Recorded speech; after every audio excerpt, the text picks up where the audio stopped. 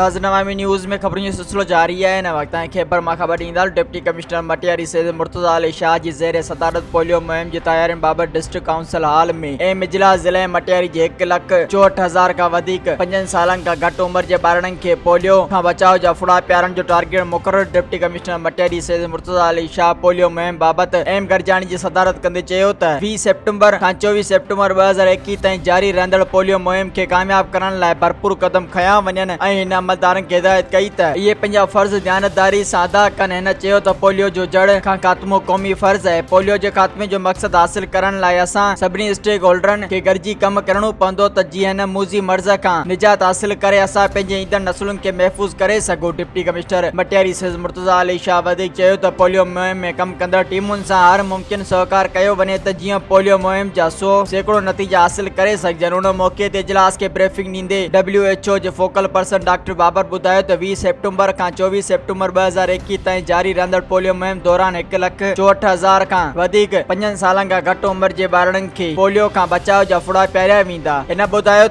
ज़िले जे टिनी तालुकनि जे 18 यूसिन में 115 एरिया इंचार्ज समेत 551 मोबाइल टीमूं मुक़ररु कयूं वयूं आहिनि, जॾहिं त 27 ट्रांज़िट पॉइंट ऐं 48 फिक्स पॉइंट मुक़ररु कयूं वयूं आहिनि। इजलास में डिस्ट्रिक्ट हेल्थ ऑफिसर डॉक्टर यार मोहम्मद खोसो, असिस्टेंट कमिश्नर मटियारी अब्दुल मजीद ज़हरानी, ADHO डॉक्टर इम्तियाज काका, डॉक्टर मुजफ्फर समू, डॉक्टर नज़ीर मल्ला, डॉक्टर समी काका, डॉक्टर विनोद कुमार ऐं ॿियनि अमलदारनि समेत सेहत खाते जे अमलदारनि शिरकत कई। मज़ीद खबरों और तफसीलात के लिए विजिट करें हमारी वेबसाइट www.awamiNewsHD.com।